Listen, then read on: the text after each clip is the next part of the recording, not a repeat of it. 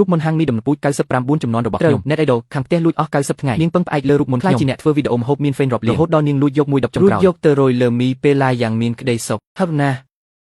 ជួយផងនាងនាំហ្វេននិងអ្នកកាសែតមកបិទមុខខាងខ្ញុំតែខ្ញុំបញ្ចេញរបស់3យ៉ាងគឺសម្បត្តិនិវត្តន៍ពីទាហានមេដាយយោធានិងកែវម្សៅម្ទេសយោធាដែលមានបិទស្លាកហាមបរិភោគនេះមិនមែនជាគ្រឿងទេសទេវាជារបស់អនុស្សាវរីយ៍ខ្ញុំម៉ោង4ទៀបភ្លឺខ្ញុំងើបរៀបចំក្រោកបើខាងតាន់ពេលជប់សិនចុះម្សៅម្ទេសពិសេសខ្ញុំទៅណាម្សៅមិញច្បាស់ជានៅទីនេះតើអត់ទេបាត់ស្រមោលឆឹងតែម្ដងនេះជារូបមន្តពិសេសលោកតាខ្ញុំបន្សល់ទុកឲ្យណាលើលោកនេះមានតែមួយគត់សំពីម្ទេស13មុខតាមបរិមាណជាក់លាក់ថែមទាំងថ្នាំចិន47មុខទៀតរបៀបធ្វើស្មុគស្មាញណាស់គ្រាន់តែលីងត្រូវចាយពេល3យប់3ថ្ងៃទៅហើយម្សៅម្ទេសមួយកែវនេះខ្ញុំធ្វើអស់រយៈពេល1ខែពេញហ្វាងបើទ្វារហើយឬនៅលោកតាយកដូចដើមមែនទេប្រកាសហើយមីសាច់គោថែមម្ទេសដាក់ម្សៅម្ទេសពិសេសអញឲ្យច្រើនបន្តិចមកម្សៅម្ទេសពិសេសអស់រលីងហើយថ្ងៃនេះយកអីទៅដាក់ឲ្យភ្ញៀវទៅលោកតាថ្ងៃនេះម្សៅម្ទេសប្រើអស់ហើយចាំស្អែកសុំមកទៀតចុះមិនក៏អស់ទៅវិញម្សិលមិញតាឃើញនៅសល់កន្លះកែវជាងតាខ្ញុំក៏ចង់ដឹងដែរថាវាអស់បានដោយរបៀបណាជូនដំណើរតាលីចេញទៅខ្ញុំក៏ទៅឆែកកាមេរ៉ាសុវត្ថិភាពក្នុងហាងទៅម៉ោង11យប់មិញក្នុងវីដេអូមានមនុស្សស្រីពាក់ម៉ាស់និងមុខម្នាក់លួចលុបចូលមកតាមទ្វារក្រោយយ៉ាងសង្ស័យនាងតម្រង់ទៅធ្នើដាក់គ្រឿងទេសកាយវិការស្ទាត់ជំនាញដូចចូលផ្ទះខ្លួនឯងអញ្ចឹងខ្ញុំផ្អាកវីដេអូចំពេលដែលនាងងាកខ្លួនទោះបីជាបិទមុខក៏ដោយតែរៀងរើនឹងកាយវិការបែបនេះចៅមីឈីអ្នកឡាយវីដេអូម្ហូបនៅក្បែរផ្ទះនឹងតើ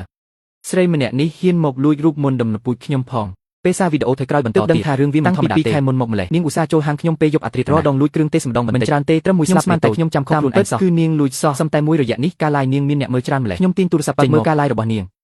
សម្លាញ់ទាំងអស់គ្នាថ្ងៃនេះបងបង្រៀនធ្វើមីសាច់គោរសជាតិដើមខេត្តស៊ីឈ័នដំបូងយើងត្រូវប្រើគ្រឿងទេសពិសេសរបស់មេឈីកញ្ចប់គ្រឿងទេសនេះគឺអេមិនលោតព្រាបថាគ្រឿងទេសនាងពិតជាលយមែនមេឈីសូមអង្វរបើកខាងលក់គ្រឿងទេសនឹងទៅខ្ញុំឃើញនាងយកកំសៅម្ទេសពិសេសរបស់ខ្ញុំរយចូលក្នុងឆ្នាំងជិះចាប់ស្ទើរតែថប់ដង្ហើមទៅហើយជាកម្លាំងញើសឈាមលោកតាខ្ញុំដំណពូជ3ចំនួនរបស់សម្លាញ់មើលនេះពណ៌មួយនេះពិតជាតាក់ទាញខ្លាំងណាស់មែនទេនោះជារូបមន្តដំណពូជផ្ទះខ្ញុំតែមានពណ៌និងក្លិនឈ្ងុយប្លែកឥឡូវនេះដល់វគ្គសំខាន់បំផុតហើយនាងលោកយកកំសៅមួយចិបពីថង់មួយទៀតជាអាចកំបាំងផ្ទាល់ខ្លួនខ្ញុំម្សៅម្ទេសកំពូលម៉ាក់មេឈីអ្វីដែលនាងលួចមិនមែនមានតែម្សៅម្ទេសពិសេសខ្ញុំទេតែនាងថែមទាំងលួចកែវវត្ថុអនុស្សាវរីយ៍ពិសេសរបស់ខ្ញុំដែលខ្ញុំយកមកពីអង្គភាពដែលគេឲ្យទុកជាអនុស្សាវរីយ៍ជាម្សៅម្ទេសខាប់កម្រិតខ្ពស់ហើយជាម្ទេសធម្មតាដល់ទៅ50ដងសម្រាប់បណ្ដេញសត្វសាហាវនិងសត្រូវតែប៉ុណ្ណោះហាមយកមកបរិភោគដាច់ខាតលើកែវក៏មានបិទស្លាកជារបស់យោធាដែរតាមានទាំងស្លាកសញ្ញាព្រមានហាមបរិភោគទៀតនាងបែរជាហែកស្លាកសញ្ញាយកវាមកធ្វើជាគ្រឿងទេសទៅធ្វើឲ្យអ្នកទាំងអស់គ្នាបានស្គាល់រសជាតិហិរកម្រិតអត់បរមាបរិមាណប៉ុណ្ណេះអាចធ្វើឲ្យមនុស្សហិរសន្លប់បានណាវ៉ាពណ៌មួយនេះស្អាតខ្លាំងណាស់ក្រហមក្រមៅដូចជាគ្រាប់ត្បូងអញ្ចឹង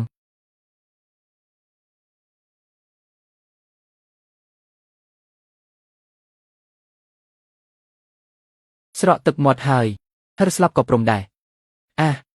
អណ្ដាតខ្ញុំស្ពឹកអស់ហើយមេឈីកើតអីហ្នឹងជួយផងហិរណាស់ខ្ញុំទ្រាំលេងបានហើយប្រសិទ្ធភាពម្សៅម្ទេសខាប់កម្រិតខ្ពស់នេះតាមពិតទៅទឹកដោះគោអាចជួយបន្សាបបានតើបងមេឈីតែឲ្យឡានពេទ្យមកសង្គ្រោះដែរទេឆាប់ជួយខ្ញុំផងខ្ញុំមានអារម្មណ៍ថាខ្ញុំចិត្តស្លាប់ហើយអ្នកចូលមើលកំពុងតែកើនឡើងជាបន្ត5លានអ្នកមនុស្សគ្រប់គ្នាកំពុងមើលសភាពវឹកវរក្នុងឡាយនេះសំមុខហើយលួចរបស់ខ្ញុំហើយថែមទាំងលួចវត្ថុអនុស្សាវរីយ៍ទៀតនេះហើយជាកម្មពៀកន្លះម៉ោងក្រោយមកសំឡេងឡានពេទ្យលាន់នៅពីខាងផ្ទះលោកគ្រូពេទ្យតើខ្ញុំចិត្តស្លាប់មែនទេស្មប់ចិត្តទៅមិនស្លាប់ទេគ្រាន់តែពុលម្ទេសនឹងឯងគ្រាន់តែលាងក្រពះទៅជាហើយនាងនឹងកើតអីទៅឬថាពុលពេលកំពុងតែឡាយនឹងឯងឬមួយក៏មានអ្នកណាព្យាបាទនាងទេដឹងដោយសារតែគ្មានម្សៅម្ទេសពិសេសមុខរបរច្បាស់ជាប៉ះពាល់មិនខានតែនេះមិនមែនជាកំហុសខ្ញុំទេគឺជាកម្មពៀរបស់ចៅលួចរបស់គេនោះទេម៉ោង3រសៀលខ្ញុំកំពុងតែហាន់សាច់គោស្រាប់តែមានមនុស្សមួយក្រុមសម្រុកចូលមកក្នុងហាង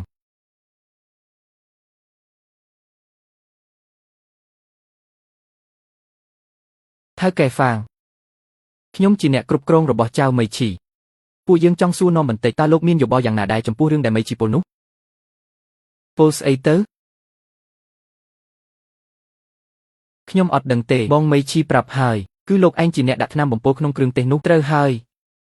គឺលោកឯងនឹងហើយថែមទាំងធ្លាប់ឡាយជាមួយបងមីឈីទៀតផងថៅកែចិត្តអាក្រក់ថៅកែហ្វាង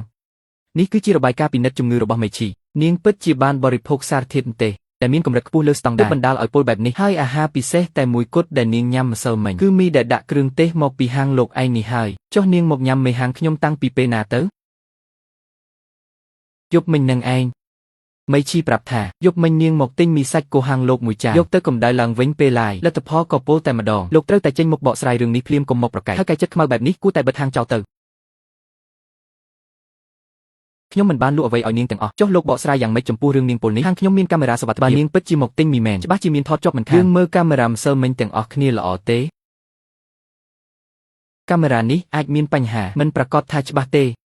មែនទេអញ្ចឹងយើងប្តឹងប៉ូលីសទៅឲ្យប៉ូលីសមើលកាមេរ៉ាសុវត្ថិភាពច្បាស់ជាគ្មានបញ្ហាហើយមែនទេមិនបាច់ប្តឹងប៉ូលីសទេយើងអាចដោះស្រាយរឿងនេះក្រៅប្រព័ន្ធច្បាប់បានតើមីជីក៏មិនចង់ឲ្យរឿងនឹងវាកាន់តែធំដែរឲ្យតែលោកព្រមទទួលកំហុសហើយសងថ្លៃព្យាបាលពួកយើងនឹងមិនគុំគួនទៀតទេខ្ញុំបដិសេធ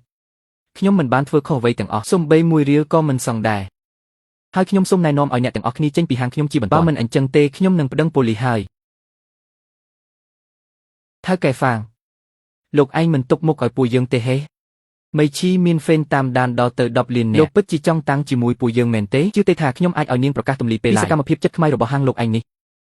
អ្នកទាំងអស់គ្នាអាចមើលបានមនុស្សស្រីពាក់ម៉ាស់ម្នាក់នេះជាអ្នកណានេះមិនមែនមីឈីទេមិនមែនជានាងទេវីដេអូនេះច្បាស់ជាវីដេអូកាត់ហើយមែនទេចុះមួយនេះវិញមួយនេះចុះមួយនេះនេះពិតជានាងមែនទេនឹងមើលតែរៀងទៅពិតជាដូចនាងណាបើសិនជារឿងពិតអញ្ចឹងមានន័យថានាងជាអ្នកលួចរបស់គេមុននឹងតើតោះពួកយើងទៅវិញទៅថាកែម្នាក់នេះនិយាយមិនស្ដាប់ហេតុផលទេមីឈីទាំងអស់គ្នាចាំទុកទៅណាគ្នាបាតុកម្មហាងចិត្តខ្មៅមួយនេះអាឡូតើលោកហ្វាងជីឈៀងមែនទេមិនមែនទេអ្នកណាគេនឹងខ្ញុំជាអ្នកកាសែតប្រចាំស្ថានីយ៍ទូរទស្សន៍ចង់សម្ភាសលោកពីរឿងហេតុដែលកើតឡើងខ្ញុំមិនទទួលការសម្ភាសទេថៅកែហ្វាងតាមដែលយើងបានចៅមីឈីមានទំនាស់នឹងគ្នាអាចនិយាយលម្អិតបន្តិចបានទេពួកអ្នកឯងចង់ស្ដាប់ការពិតទេប្រកាសណាស់ល្អស្អែកម៉ោង10ព្រឹកខ្ញុំចាំនៅហាងកុំភ្លេចយកកាមេរ៉ាមកផងខ្ញុំមានរបស់ជាច្រើនចង់បង្ហាញប្រាប់ដាក់ទូរស័ព្ទចុះខ្ញុំចាប់ផ្ដើមរៀបចំឯកសារពីស្តាំងទាំងអស់វីដេអូកាមេរ៉ាសុវត្ថិភាពរូបថតនិងកំណត់ត្រាពេលវេលាក្នុងពេលដែលចៅមីឈីចង់លេងផ្លូវនេះទៅហើយអញ្ចឹងខ្ញុំនឹងកំដរនាងលេងឲ្យដល់ទីបំផុតព្រឹកស្អែកឡើងកាសែតក៏មកតាមក្រៅពីស្ថានីយ៍ទូរទស្សន៍នៅមានខាងសារព័ត៌មានអនឡាញ3ស្ថាប័នទៀតថៅកែហ្វាងម្សិលមិញមានព័ត៌មានល្បីថាលោកមានចិត្តណាការបកស្រាយយ៉ាងណាដែរអ្នកទាំងអស់គ្នាខ្ញុំបង្ហាញអ្វីម្យ៉ាងឲ្យមើលសិននេះជាភស្តុតាងដែលអ្នកឡាយម្នាក់លួចចូលហាងខ្ញុំដើម្បីលួចគ្រឿងទេសរបស់ខ្ញុំតែអ្វីដែលនាងលួចមិនមែនជាគ្រឿងទេសធម្មតាទេតែជារូបមន្តដំពូជ3ជំនាន់របស់គ្រួសារខ្ញុំហើយយករូបមន្តដែលលួចបាននេះទៅបង្រៀនគេពេលឡាយព្រមទាំងអួតថាជារូបមន្តពិសេសរបស់នាងទៀតផងនេះច្បាស់ជាព័ត៌មានធំមិនខានថៅកែហ្វាងចុះរឿងដែលនាងពោលនោះវិញនេះជារបស់ចុងក្រោយដែលនាងលួចកាលពីម្សិលមិញម្សៅម្ទេសយោធាត្រឹមត្រូវនេះជាវត្ថុអនុស្សាវរីយ៍ពេលខ្ញុំចូលនិវត្តន៍កម្រិតភាពហឹរគឺហឹរជាងម្ទេសធម្មតាដល់ទៅ50ដងយកមកបរិភោគជាដាច់ខាតពេលនាងលួចបានក៏ហែកស្លាកសញ្ញាចេញហើយយកមកធ្វើជាគ្រឿងទេសបណ្ដាលឲ្យនាងពោលបែបនេះថៅកែហ្វាងតើលោកជាអតីតយោធាមែនទេខ្ញុំឈ្មោះហ្វាងជីឈៀងជាអតីតទាហានស៊ើបការប្រចាំតំបន់ហ៊ូណានបម្រើការបាន8ឆ្នាំទទួលបានមេដាយក្រោយចូលនិវត្តន៍ក៏មកបើកហាងមីបន្តមរតកគ្រួសារនេះនឹកស្មានមិនដល់ថាអាចជួបរឿងបែបនេះសោះតើលោកគិតដោះស្រាយរឿងនេះយ៉ាងណាដែរលួចវត្ថុរបស់យោធាទម្លាក់កំហុសលើអតីតយោធាខ្ញុំនឹងឲ្យច្បាប់ជាអ្នកដោះស្រាយរឿងនេះចៅមីឈីរងចាំទទួលលិខិតពីមេធាវីទៅចុះព័ត៌មានតាមការស្លាយម្នាក់នេះមិនត្រឹមតែលួចចូលហាងគេរយៈពេលយូរដើម្បីលួចយកអាចកំបាំងពាណិជ្ជកម្មទាំងយកច្រឡំយកម្សៅម្ទេសកម្រិតយោធាមកបរិភោគហើយនៅមានបំណងអាក្រក់បំផុតតែសង្ស័យថាជាការបរិហាកេតអ្នកដទៃទៀតផងមិនអាចទេមីឈីពិតជាលួចរបស់គេមែនវីដេអូកាមេរ៉ាសុវត្ថិភាពមើលទៅដូចជាការចំណុចសំខាន់គឺម្សៅម្ទេសយោធានោះនឹងឯងគួរឲ្យខ្លាចណាស់ច្បាស់ជាថៅកែហាងមីទម្លាក់កំហុសហើយមីឈីចិត្តល្អម្លងមិននឹងអាចលួចរបស់គេទៅម៉ោង8យប់ទូរស័ព្ទខ្ញុំក៏រោទឡើងអាឡូតើថៅកែហ្វាងមែនទេមេធាវីវាងមកពីការិយាល័យមេធាវីសុស្ដីរឿងវាអញ្ចេះពួកយើងតំណាងឲ្យកញ្ញាចៅមីឈីចង់មកសម្របសម្រួលដោះស្រាយចំនួនលើកនេះសម្របសម្រួលស្អីទៅកញ្ញាមីឈីសុំទោសចំពោះការច្រឡំយកគ្រឿងទេសរបស់លោកកន្លងមកនាងសុខចិត្តសងការខូចខាតទាំងអស់ច្រឡំយកលួចជាប់គ្នា60ថ្ងៃហើយថាច្រឡំយកថៅកែហ្វាងយកយ៉ាងណាដែរបើយើងធ្វើបែបនេះពួកយើងជួបគ្នានិយាយឯកជនបន្តិចទៅល្អទេថ្ងៃស្អែកម៉ោង10ព្រឹកបាន